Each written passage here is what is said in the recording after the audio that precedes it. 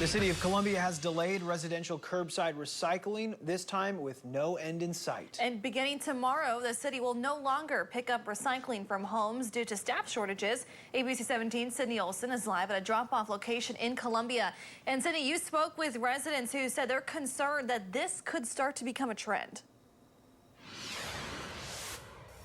Deb Lucas, one resident I spoke with, says he thinks the change that will require people to drop off their recycling at centers like this one could influence people not to recycle at all. The city currently has 11 collector positions open, meaning they do not have enough people to collect both trash and recycling. After several delays in service this year, Columbia is now telling its residents they have to take their recycling to drop-off locations around the city.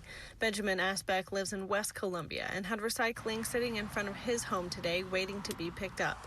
He told me the change could force people to change their mind about recycling altogether. I'm more likely just to say, you know what, if they're not going to pick up my recycling, I'm just going to throw it away. But I want to be responsible and recycle, so there's that conflict of convenience versus just being responsible. The city is looking at adding more drop-off areas to the 11 existing sites.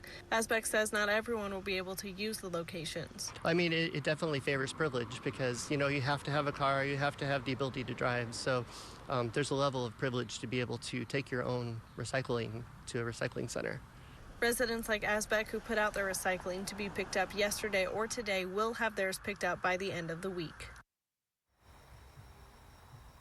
This is not the first time the city has cited staffing shortages as a reason for delaying residential curbside recycling this year, but it is the first time the city has not said when or if it will resume the service. Reporting live in Columbia, Sydney Olson, ABC 17 News. Now you can find a full list of recycling drop-off locations on our website at abc17news.com.